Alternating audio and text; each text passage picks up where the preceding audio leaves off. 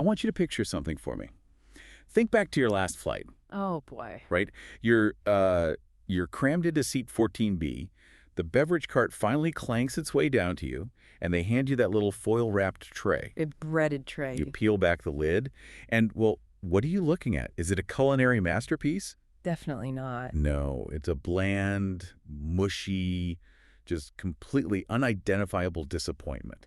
And, I mean, if you're like most people, we've all kind of universally accepted that eating on an airplane is going to be this profoundly sad experience. Yeah, it's just a given at this point. Exactly. We blame the airlines, we blame the caterers, but, and this is wild, what if the reason your airplane food tastes like salted cardboard is actually because the environment inside that cabin is actively hijacking your anatomy? That is the ultimate plot twist of air travel, right? I mean, we just assume the airline caterers don't know how to cook, or, that the ingredients are just inherently low quality. Right, they just bought the cheap stuff. Exactly. But if you were to take that exact same foil-wrapped meal, prepared the exact same way, and eat it at your dining room table on the ground, it would taste completely different. Really? Yeah. What's fascinating here is that the food itself hasn't changed at all.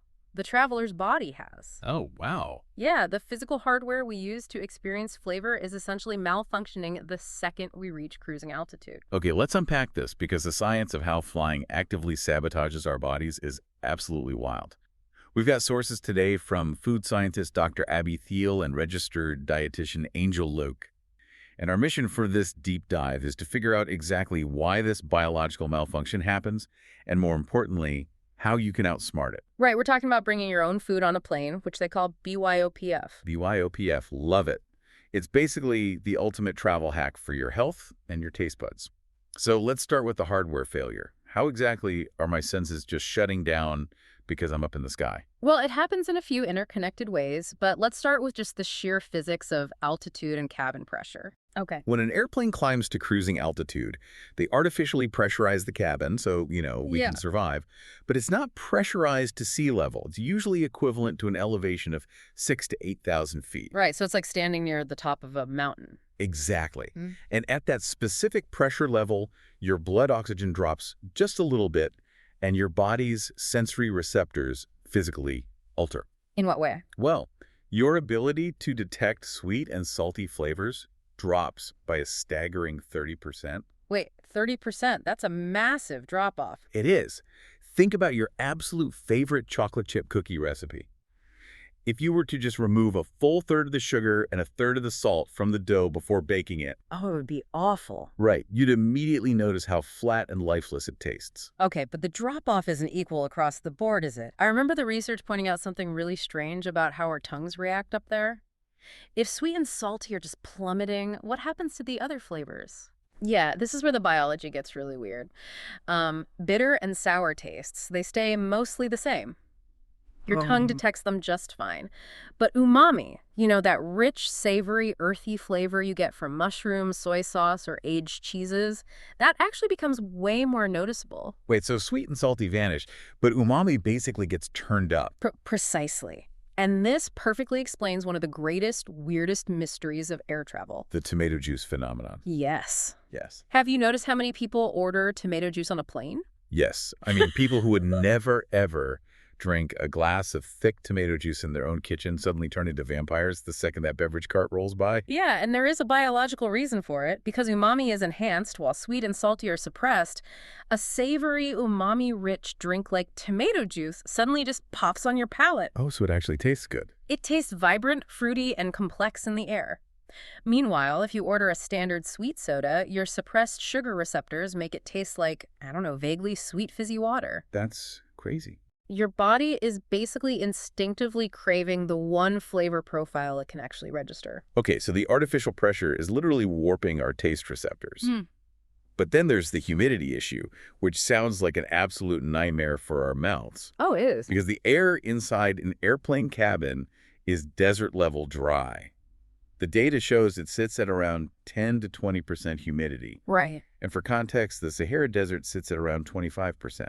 So you are sitting in an environment drier than a literal desert, and it just instantly sucks all the moisture out of your nose and your mouth. Which is devastating for your sense of taste because Taste and smell are inextricably linked. It's all one interconnected olfactory system. So it starts with the nose. Yeah. First, the cabin pressure causes the gases inside your body to expand, which physically swells your sinuses and nasal passages. Oh, I hate that feeling. Right. And when those tissues swell, airflow is restricted, so you're already losing your ability to smell the aromas of your food. But the lack of humidity is the real killer. Because it dries out your mouth. It dries out your saliva. And saliva isn't just there to keep your mouth comfortable or to help you swallow. It acts as a chemical solvent. A solvent. Yeah. Under normal ground-level conditions, your saliva literally dissolves the flavor molecules from your food. Once they're dissolved in a liquid state, those molecules can physically flow into the pores of your taste buds and interact with your sensory receptors. Oh, I see. So if my mouth is completely dried out from the cabin air, my taste buds are basically locked out. Exactly. The food might be perfectly seasoned, but the delivery mechanism is broken. So it's like trying to brew a cup of tea without any water. Oh, that's a great way to look at it. Like you can put the tea leaves in a mug. Yeah. The flavor potential is completely there, but without the liquid water to physically extract those molecules and carry them, the connection just can't happen. You just get a dry, disappointing mug of leaves. That is a perfect way to visualize the chemistry of what's happening in your mouth. You have the flavor potential, but the biological mechanism required to unlock it is just out of order because you don't have the moisture. Your hardware is offline. That makes total sense. We're sitting in a pressurized, bone-dry metal tube. Our noses are swollen, our tongues are dried out. But here's the part of the research that completely blew my mind. The noise. Yes, because altitude and humidity, they make logical, physical sense.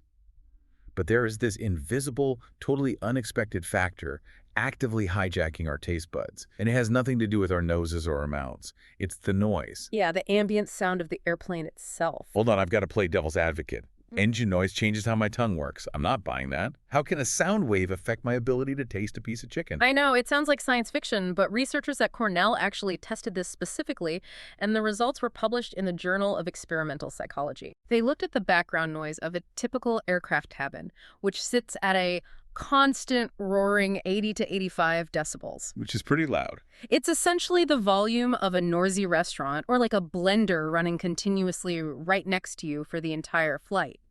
So they had people taste different flavors in a perfectly quiet room and then had them taste those exact same flavors in a room blasting that 85 decibel cabin noise. And the noise actually changed the flavor. Dramatically. Eating in that noisy environment made umami taste even stronger, but it suppressed sweetness and saltiness even further. The physical sound waves were actively altering the subject's perception of flavor. Okay, I need the biology on this. How does a loud engine make a cookie taste less sweet? It comes down to how the brain processes sensory information. Dr. Abby Thiel explains this through the concept of cognitive load. Cognitive load? Yeah. Your brain is an incredibly powerful computer, but it only has so much processing bandwidth at any given time. When you're subjected to a loud, constant, distracting noise like jet engines, your brain can't just ignore it. It is forced to continuously divert mental resources to process that auditory data. That creates a heavy cognitive load. Because your brain's processing power is limited, dealing with that noise actively reduces the attention and bandwidth your brain can pay to other sensory inputs, like smell and taste. Wait, is this cognitive load the exact same reason I instinctively turn down my car radio when I'm driving around looking for a specific house number? Yes, that is the exact same mechanism at play. That is wild. Because I always catch myself doing that, reaching for the volume dial when I need to read a street sign. I'm literally reducing the auditory cognitive load so my brain has enough processing power for visual information. Exactly. So on a plane, the 85 decibels of engine noise is my blaring car radio, and my brain is just too distracted to read the flavors on my tongue. Precisely. Your brain deprioritizes the signals coming from your taste buds because it is completely overwhelmed by the roaring engines. I mean, think about the opposite scenario. Why does eating in a quiet, dimly lit, peaceful restaurant feel like such a better culinary experience? It's not just about the romantic ambience, it's deeply biological. Your brain isn't distracted by sensory overload, so it can dedicate 100% of its processing power to analyzing and enjoying the complex flavors of the food. So our bodies and our brains are literally working against us from the moment the seatbelt sign turns on. The airlines have to know this, right? If our senses are being suppressed by pressure, dryness, and the roar of the engines, how do they try to fix the food they serve us? Do they have strategy? Oh, they absolutely know about it. The sensory dulling is a massive, multi-million-dollar problem for their catering divisions. In fact, Lufthansa even went so far as to build a specialized flight simulator just to study this. A flight simulator for food? Yeah, they built a fake fuselage, put people inside, and simulated the low pressure, the deafening noise, the bone-dry humidity, everything, just to figure out how to engineer their meals so people could actually taste them. Wow. But the airline's counterattack to this problem is a massive double-edged sword. Because if our ability to taste salt drops by 30%, the easiest, cheapest way for an airline to overcompensate is to just dump a massive amount of extra sodium and faux flavoring into the meals. Exactly. They are trying to aggressively punch through that sensory barrier by overloading the food with seasoning. But as Dr. Thiel points out, this often backfires culinarily. Yeah, it never really tastes quite right. Because instead of tasting like a well-balanced, delicious meal, it ends up tasting hyper-processed. It tastes like really bad frozen pizza seasoning. It's just a blunt force blast of artificial tasting flavor that doesn't quite land right on your palate because your senses are skewed. Okay, hold on. I have to push back here.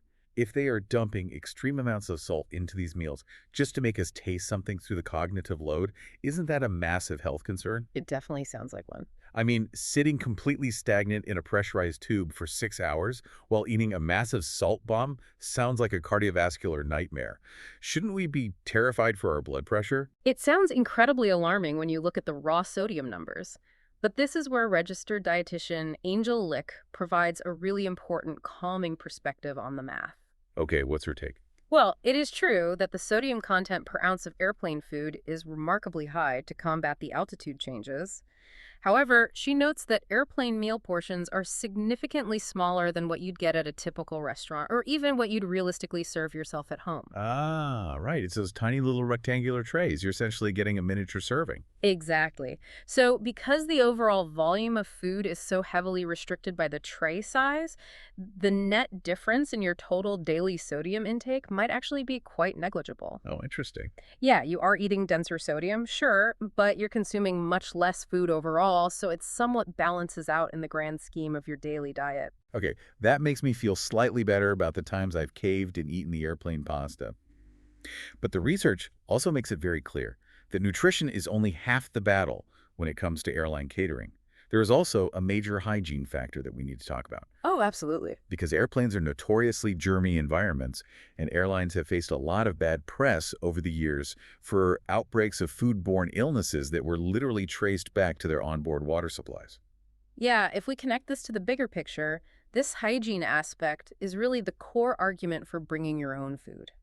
When you rely entirely on the airline to feed you, you are surrendering control of your nutrition, your flavor profile, and your hygiene to an environment that is fundamentally hostile to all three. That's a great point. You're eating food prepared in mass quantities, stored in incredibly challenging logistical conditions, sometimes relying on a plane's internal water supply that has a spotty track record at best, and consuming it in a space that physically dulls your senses. By bringing your own food, you reclaim that control. Taking control by bringing our own food is an absolute no-brainer at this point, I'm convinced. Glad to hear it. But it's not just as simple as grabbing last night's leftovers from the fridge and throwing them in your carry-on, right? Because if a perfectly seasoned piece of chicken on the ground tastes like an eraser in the air, what exactly should you pack to outsmart the altitude, the dry air, and the engine noise? How do we physically hack our in-flight menu? You have to pack strategically, almost scientifically. But, before we even get to the culinary strategy, you do have to navigate the logistics of airport security. You're right, the TSA. Yeah, you are completely allowed to bring food from home, but the TSA does have strict rules. The biggest trap people fall into is with liquid or gel-based foods, things like peanut butter, cream cheese, hummus, or jelly. The TSA considers those liquids. So they're subject to the 3.4-ounce limit. Exactly. And if you're flying from places like Hawaii or Puerto Rico to the mainland, you can't bring fresh produce due to agricultural pest control. But keeping those minor logistical hurdles in mind, the culinary world is your oyster. So let's talk about the actual food science, because this is where all that biology we talked about earlier gets applied. Dr. Thiel gave a really crucial piece of advice for packing. Yes, she did. She said a good rule of thumb is that if something tastes perfectly seasoned in your kitchen, it will taste incredibly bland in seat 14B. But her warning was very specific. Do not try to fix it by just dumping extra salt or sugar on your food before you pack it. Right, because just doping salt on your food is exactly the mistake the airlines make. It doesn't magically restore the complex flavor profile. It just makes your food unhealthy and weirdly aggressive on the palate. It's a blunt instrument. Exactly. It's a blunt instrument that doesn't solve the underlying sensory problem. Here's where it gets really interesting, because packing a lunch for a plane flight is basically like packing rations for a mission to Mars. I love that. Right. You aren't just packing to solve your hunger. You have to engineer the food specifically for the physics, the atmospheric pressure of your destination. You have to design the meal for the environment. That is an excellent analogy. You have to lean heavily into the specific flavors and chemical reactions that the airplane cabin actively enhances. And as we discussed earlier, the absolute star of the show at 30,000 feet is umami. So if sweet and salty are dead, we build the menu around umami. The research specifically suggests tomato-based dishes, mushrooms, or anything utilizing soy sauce. These ingredients inherently hold up against the sensory dulling, but they also suggest combining that umami with a heavy hit of acidity. Why acid?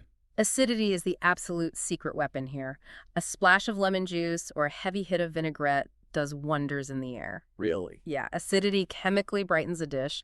But more importantly, think about what happens physically when you bite into a lemon or smell strong vinegar. Oh, your mouth instantly waters. Exactly. It stimulates your salivary glands to activate, which, as we established earlier, are desperately in need of moisture to help dissolve those flavor molecules in the bone-dry 10% humidity of the cabin. Wow, that's brilliant. So by packing an umami-rich dish and pairing it with bright acidity, you're completely bypassing the sensory roadblocks of the cabin. You're providing the robust flavor your brain can actually process, and you are chemically forcing your mouth to produce the moisture needed to taste it. The research also mentioned one specific ingredient that works perfectly as an umami delivery system, and that's grated ginger. Yes. Because ginger is rich in umami compounds, it maintains its spicy, vibrant, complex kick even at high altitudes, which finally explains why practically every single person on a plane suddenly feels an overwhelming primal urge to order a ginger ale. It makes perfect sense now. Your body is subconsciously crying out for the one flavor it knows it can actually taste. It's incredible how our bodies intuitively seek out what works in a compromised environment. So when you're building a menu in your kitchen to bring with you, you want to combine these core elements. Plant-based proteins, right? Yep. Plant-based proteins to keep you full without feeling sluggish, targeted umami for robust flavor, and bright acidity to wake up your salivary glands. So let's turn this into an actual menu. What am I putting in my Tupperware? If you're making it at home, the experts suggest packing a cold pasta salad. But don't just use mayo.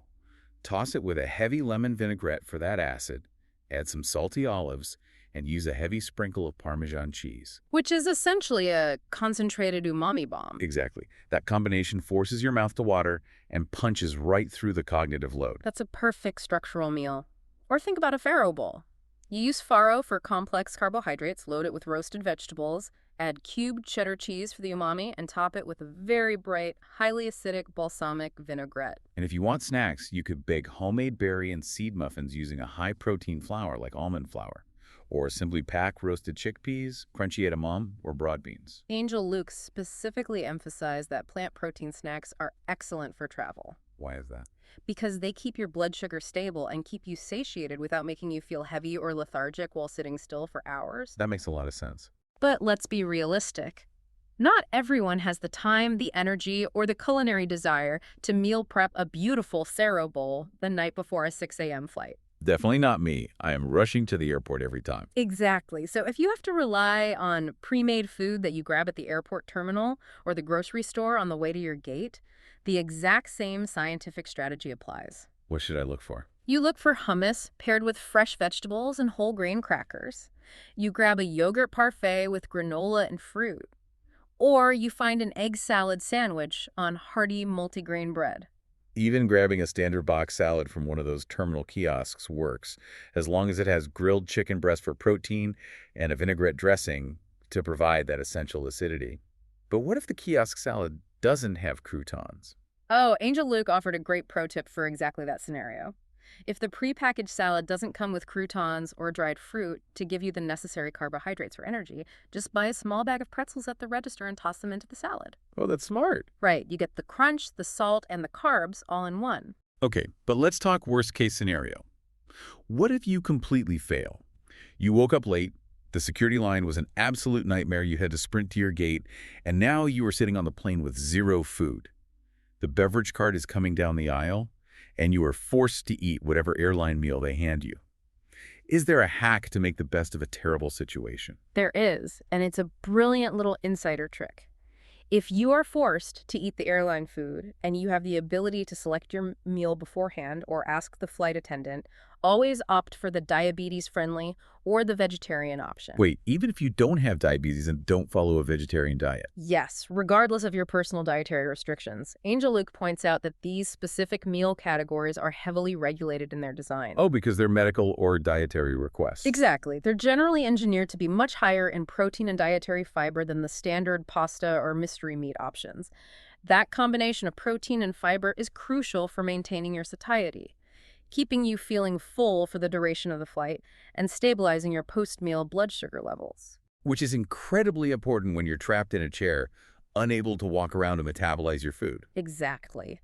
Plus, those specific dietary meals are typically mandated to be much lower in saturated fats.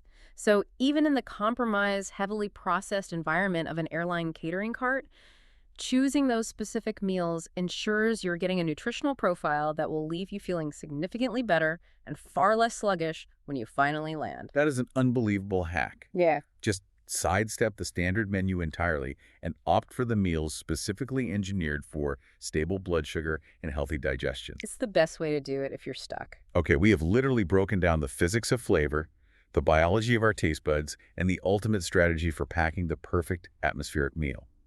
We've learned how the desert-dry cabin air physically stops our saliva from dissolving flavor. Yep. We've learned how the artificial altitude suppresses our sugar and salt receptors. And we've learned how the literal roaring of the jet engines creates a cognitive load that physically hijacks our brain's ability to process taste. It really is a perfect storm of sensory deprivation. But we've also figured out how to fight back using the science of umami, bright acidity, and a little bit of preparation to completely beat the system. So what does this all mean? It means your days of suffering through bland, over-salted mystery meat in the sky are officially over. You now have the exact biological toolkit to take control of your in-flight experience and actually enjoy what you eat, no matter what altitude you are at or how loud the engines are roaring. It really changes how you look at the entire travel experience. And honestly, looking at all of the science raises a really profound, lingering question for us to think about. What's that? Well, we've just spent this time exploring how something as simple as the dry humidity of a room or the background hum of an engine can completely rewrite what we taste, what we crave, and what we fundamentally enjoy eating. If our complex human bodies are that easily manipulated by the invisible environment inside an airplane, how much of our everyday food preferences on the ground are actually our own? And how much of what we think we naturally like is secretly being dictated by the unseen environment we just happen to be sitting in? That is going to make me second-guess every restaurant I ever eat at from now on. Thank you so much for joining us on this deep dive. Next time you fly, remember the ginger, remember the acidity, and safe travels.